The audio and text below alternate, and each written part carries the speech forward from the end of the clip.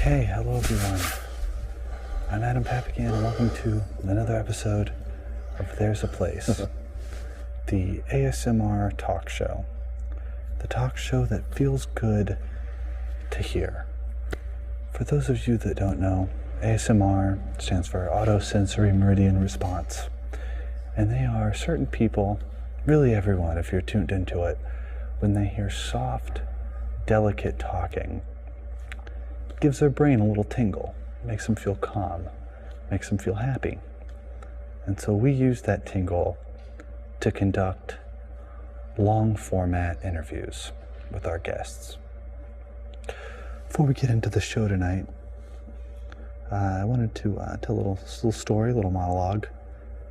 I'm currently, me and the girlfriend are currently kind of mulling over the prospect of getting a dog. The dog my girlfriend currently has is going away. We are, and I want input on who the new dog in the household's going to be. So we're kind of going back and forth. I like a mid-sized dog. She wants a small dog. But whatever, we're talking about these things. People always say that a couple getting a dog is kind of like a surrogate for having a child. I don't think that analogy quite holds up. You don't get a lot of say in what kind of kid you have. You can't decide if you want a big kid or a little kid. You can't pick the temperament of your kid. You can't, if the relationship goes sour, you can't get rid of the kid. You can't decide if you want a purebred kid or an adopted kid, but whatever. Anyway, I'm talking about getting this dog. So we've been going back and forth on it a little bit. This Sunday, we're on our way to lunch, and we see underneath an overpass a cute little black dog just digging through garbage, eating trash. And Marla says, "Oh my God, that dog's a stray. We have to go help it." Well, my first reaction is, nah, keep driving. I don't want no dirty dog. But make a U-turn, pull over. We open the car door, and instead of the dog being afraid, it runs over, jumps in the car, and jumps on my lap. So now I have an immediate change of heart. Sweet little dog, I think, this is the dog. We've manifested this dog. This is the perfect dog. Nice temperament. We're keeping the dog. You could tell the dog was not a stray dog. It smelled good. It was friendly. I was like, enough stars have aligned on this one. Let's keep it. The girlfriend says, no, we got to do the right thing. Let's at least put up some signs, get some food for it, see how things, do the right thing. So, okay, fine. So before we go to the pet store, throw away a bunch of money on a bag of Imes, I was like, well, let's just drive around, see if there's anybody looking for a dog, any obvious signs of where the dog might have gotten out, something like that. So we don't get a block before we see this yuppie woman. She's walking around. She doesn't look too upset, but she looks like she's kind of looking for something. She's got her phone out. And immediately I knew, okay, this is the dog's. She's looking for the dog. So like, hey, you looking for a dog? She says, oh yeah, this dummy got out. It's my roommate's dog. She'd kill me if she found out about this. So we, of course, turned the dog over. But I thought, if you're in a position where your roommate is losing your dog, you're an unfit dog owner. And you need to relinquish control to the people who will really like it. It's the same as an unfit parent having their child taken away by child services, and a new loving adoptive family goes to it. So the lesson here is trust your instincts. If you find a dog you like, keep it. You might not get that opportunity again. Same with a kid. If you find a kid, you hit it off, keep the kid. My guest tonight has been a member of the underground and alternative hip-hop scene for decades. As a member of Freestyle Fellowship. He's also involved with Project Blowed, and he has a new project with Kenny Siegel, the producer, called the Kleenrz. Please welcome my guest tonight, Self Jupiter. Yes. Come sit down.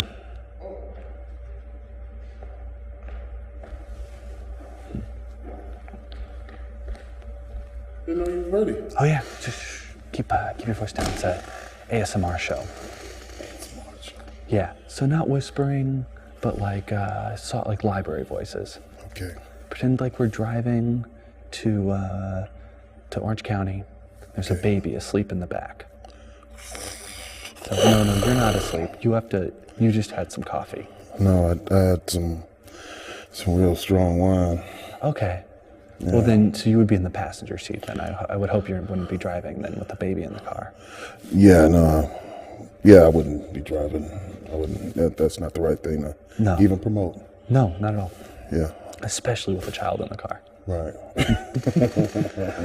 But we're not driving. We're sitting. Where are we? This is Lamert Park, Baldwin Hills. Sorry, just above Lamert Park. So beautiful. Yeah, right? It's really nice. Yeah, I like this neighborhood. What do they call it in Pulp Fiction? The Black Beverly Hills? The Black Beverly Hills. What's that? That's one of the singers that say that. But actually, that's Ladera Heights. Oh, okay. That's more over to the other side. Ladera Heights is the Black Beverly Hills. Yeah. Baldwin Hills is the black Santa Monica? I don't know. It's definitely just a community of this area right here. These are $1 million houses right there. That's like Don Diego. Yeah. Don Tomas. Yeah. Yeah. Great view of the city. That's $1 million houses up there. I stayed down there in the ghetto. In the bottom of the hill. Yeah. High school, junior high school and all that. But then also I did go to Brentwood. And then Palisades. Yeah, okay. You know, had the best of both worlds. Yeah, exactly. You know, yeah. Right. Yeah. But cool, yeah, this is definitely a nice area. Yeah, big. I could dig it. Big $1 million house. Yeah. What brings you here? Well, just checking out the neighborhood. You know, might attend Project Load later, but we'll get there. Self Jupiter, I like how rappers will have like a stage name and a persona, but I'm always curious as how you arrive on that stage name. So where does the name Self Jupiter come from? I think it has to do with me being humongous, by the way, not so much physically, but I don't know. Micah 9 gave me that name, group member of my group, Freestyle Fellowship. I remember it too. We were in the building of my grandma's off Potomac, and we was brainstorming about names to give me, and just the group too. I remember we came up with the name Freestyle Fellowship, and you know, he said, "You should be Jupiter," and then I put the self on later on, but I said, "Oh yeah, I can dig that." It was pretty cool, and it pretty much I ran with it. Do you remember any of the other possible names that got thrown out that were not? Oh man, no. There wasn't a close second? No, there wasn't a close second. There was, I don't know, Orion. I don't know. I could even. The Jupiter stuck so hard. I was like, yeah, let's roll with that. But you also got Burgundy Fats. But you know, yeah. But that's just something that's I created.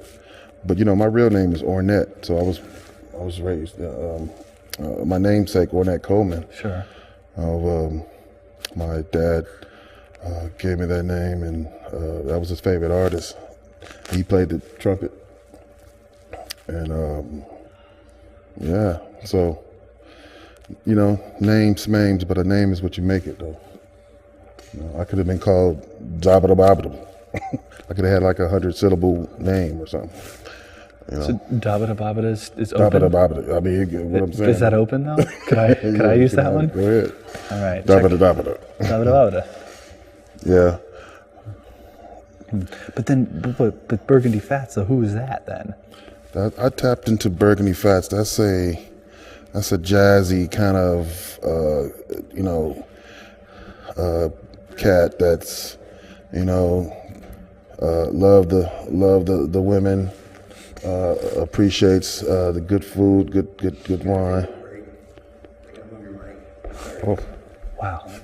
Yeah, it was just what it was it kept hitting your beard. So it'd be like, there we go. Okay. Yeah, okay. See, Baldwin Hills, anything could happen. Anything can Baldwin happen. Hills. Somebody can just come and rip a mic off your jacket. You know, he was upstaging anyway. You know. What do you think his rap name would be? Huh? What do you think his rap name would be? His rap name would be Mr. Kangaroo or something. Mr. Kangaroo. Yeah. I like that. Dr. Kangaroo. Doctor. Ooh, yeah. Doc Kango. He's a pediatrician. That's And then here we are now at the bottom of the hill. Yeah. This is Lamert the Park. hotbed right here. So this is where I used to be Marla Gibbs, Vision Theater, before the Los Angeles County took it over. You know, Marla Gibbs used to, from Jeffersons. Yeah, Jefferson's. Yeah. She lives in Inglewood. Yeah, she still living? I used to work in Inglewood, and I ran into her there. Oh wow. Yeah, she's a real. Yeah. She's dyed in the wool. She puts her money where her mouth is. Yeah, definitely. Cool lady. Good things about her all through these years. You know, she was up in the Baldwin Hills or View Park for years. I remember Curtis Blow. I used to sell dope to Curtis Blow. You know, crack. You know, not like no weight or nothing like that. But. Yeah, man, the 80s. I don't know why I went to that. I don't know why I put them on blast. Those are the breaks. Those are the breaks. For real. Yeah. Yeah. You live and you learn, man. Yeah. So you've been in around hip hop for a long time, even before you were in it. Maybe if you were with Curtis, because he was one of the original guys. Yeah, they moved out here in the 80s when it was cracking. I remember he used to come through with the BMW. And he was doing crack? I mean, who wasn't? Yeah, I guess you're right. It was the time. Crack wasn't really a bad thing, you know, back in the day. Like, you know, you didn't get, like, that wasn't I think it was a generation after that pretty much was the kids that was like, you know, Daddy, you on crack, you know what I mean?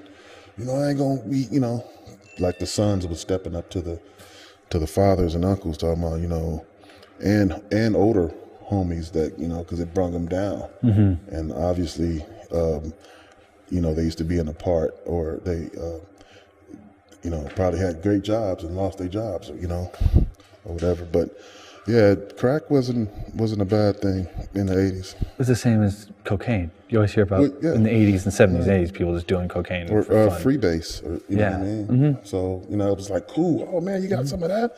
I remember all my uncles. I swear, one of my uncles, he was a functioning crackhead because he had a great job at Hughes Aircraft for like, I don't know, like 40 years or something like that. But it was a period of time where he was definitely A little taste of crack. He had a taste for crack. Yeah, you know, a little taste for crack. He was a little tootin', Rudy Tooty, fresh and fruity. But yeah. Different times Different change. times. I mean, now it's meth. You know, people. Opioids now. Opioids. Pills and heroin. Man. I'm scared of that stuff. You know, I don't like stuff in my veins and shooting up. Never been that type of guy. Never wanted to try it either. You know. I think it's the kind of thing where he's like, you can't try it. I mean, because people get into it. I'm just scared of it. Yeah. If I wasn't scared of it, you know what I mean. You know, some people are curious. You know, I don't. Maybe it is cool to try things once in a while. I guess, you know. I mean, I hear stories about DMT. You know, I want to try it, but I'm like scared a little bit. You know what I mean? It's like, jeez. You know, DMT. That 15 minutes? Yeah. But it feels like, an eternity. Phantasmagoric pleasure. Yeah. But yeah, so. You ever do any kind of psychedelics? I used to do shrooms. And and that was just about it. I actually, I used to be a big weed head, man. I just never used to get shit done, believe it or not. It wasn't until, like, I guess, having to go to jail and, being away from it for so long, it kind of like wasn't in my DNA like it used to be, But yeah, I just remember it was all artist. It wasn't no business, nothing. And, and over the years, it's kind of, I do enjoy some like edibles though, every now and then, because my girl's from Oregon. So her mom's always like sending edibles every time she get a chance. And then we drive up there and it's all cracking and stuff. So brownies, anything you name. So I do enjoy some type of,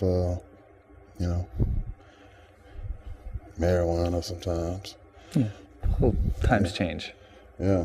Places change, people change. Yeah. So to every season, turn. But, I mean, another thing too is like the people that I know that smokes weed, it's like, it's definitely something that, like, there's something about like the artists that smoke weed, just, the high, how high you gonna get. I always think, how you gonna get nutso? And especially the stuff they be smoking. I usually be invited. I got homies that has acres and acres of bud in Garberville. So, I get invited to clip every now and then. And, so it's just like, I'm around it. And I just like, man, it's just, I don't know. I'm always got to be like on point for some reason, especially like rent and things of that nature, But dang, it's really. We just went to. Now we're in Dodger Stadium. Park, the Dodger Stadium. Yeah. Jeez, I like this aircraft. Yeah, man, we're just zipping around. You don't need weed for that, man. You don't need weed for that. So let's talk about music. Let's talk about rapping and hip hop. You're part of the alternative hip hop scene, underground. How do you classify it? I'm part of the Good Life Project Blowed, CVE, like Shapeshifters. I'm part of our collective of just West Coast MCs that we didn't like. We wanted to be different, We just didn't want to like sound like the next guy, or I think with us we made it to where everybody could do their own thing. You didn't have to sound like the next man, because the four MCs of my group, my whole thing is to not sound like them. I mean, we sound similar, but it was definitely, I'm trying to stay away from you. And I think that's very important.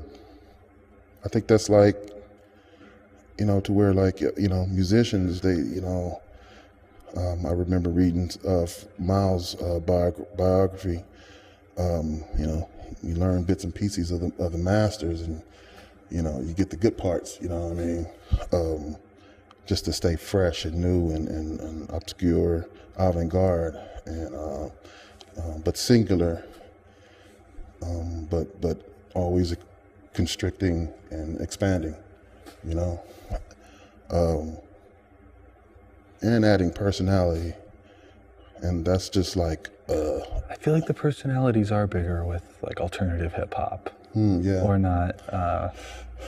The Far Side. Yeah. It's more positive too, would you say that? The subject matter of the songs? Yeah, but yeah, you wanna make people laugh, and yeah. You wanna talk about the things that that's new. People don't usually talk about. Things to make you laugh, but also things to make you cry. Laugh now, cry later, drama, theater, the whole nine.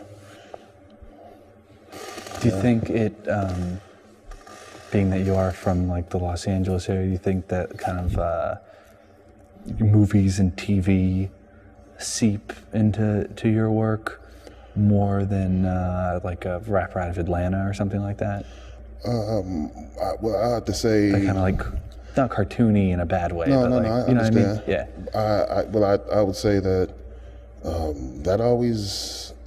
think that always been my cup of tea. I always loved dialogue. Quick dialogue exchanges between storytellers or screenwriters that's in your face and unrelenting and just carrying the audience with them. And I never really took the notion that the audience was dumb. I took it that they're right there with me. Just got to have the right conversation and you get the right talk. So yeah. So you're well, no, I want to ask this question. It's something I've always been Did I curious even about. answer that question? Did I even answer your question? You answered something. Yeah, I know. And so maybe you answered a different question from like a parallel universe or something, but you still, I still, you know what I'm saying? Yeah, I Jupiter. still man. remain to be Jupiter. Yeah, exactly. After all. Somewhere in the solar system. Mm-hmm. Okay, so in hip hop, there'll be a lot, like any hip hop album, whatever, there'll be a song featuring another guy or like whatever, a lot of featuring. Yeah.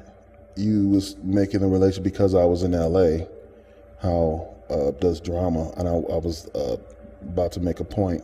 The cats that I grew up with Malcolm Jamal Warner in my junior high school, and I remember being in drama class, and we used to just like, they for some reason they used to just pick us to just freestyle, just do something stupid up there, and I thought that was real, like, because I used to be kind of shy, Yeah, I used to be kind of shy. I know you might not, yeah. Well, Ornette was shy. Yeah, Self-Jupiter. Self-Jupiter wasn't. Is that two? That's like two personalities? That's like, Yeah. You think Or it could be one personality, but two one different personality, two different. Yeah. But Jupiter, when he awakened, he was he wanted to take all the attention. And I think when I really got a hold of my presence and I knew what I could do, when you're smelling yourself, you know what you can do. You just like, just put it out there. And I think that I lost that embarrassment, so I can do anything at any time, but entertain. It's just entertainment. I don't put up no gimmicks or none of that fake Hollywood, I'm entitled, bullshit. But, I don't do none of that. I don't play games like that. I'm just real, So your latest project is The Kleenrz. The Kleenrz. Collaboration. I bought your CD too. Oh, great. I listened to it today on Bandcamp. Did you? Okay. Favorite one was the Revenge song. Really? Yeah. Okay. Oh, is that the wrong answer? Oh, no, there's no wrong answers. Well, I liked it because it was like kind of angry and kind of focused. Like on just revenge. The other song, they're focused too, but this was, Right. the repetition, I think, is what got me. Oh, okay. That's good to hear. I wrote if you got the first album, that was the Revenge on that one. Revenge Part 1, yeah. So, Okay. Yeah. Some more revenge. I just try to tie in, add a little bit of cohesiveness to the next project, just to be smart, I guess. I don't know. Well, who would you, if in the next project, who do you want to take revenge on? What's coming up? That's a good question. I don't have an answer for it right now. I think there's always something to get mad at, and there's always something to. Since you have some audience on a train, you might as well drop them off somewhere, so to speak. So I would make it very entertaining and I'll make it a story based on of why I did it that way. So it's a continuing thing. And who's to say? It took us 4 years to make this album. 2012 we put out the first album. Yeah. In 2016. With Kenny doing his thing, and I was doing my thing, starting the label, the Order label. Shout out to my boy Kev, Nobody, Order label, 2016, 2017, until I've been more focused on my artists and stuff like that, and less about, my deal. So,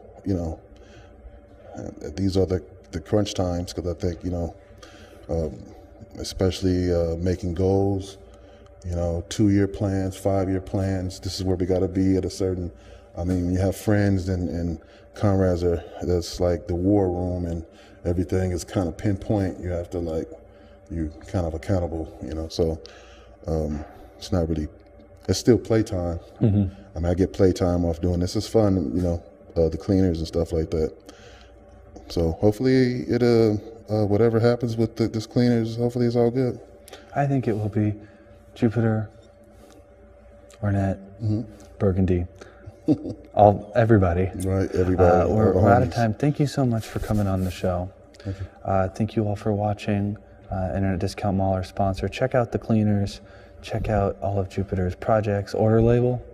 The Order label. The Order label. And until next time, this is Adam Papagan reminding you that there's a place you can go, and it's your mind. Good night. Wow. Thank you.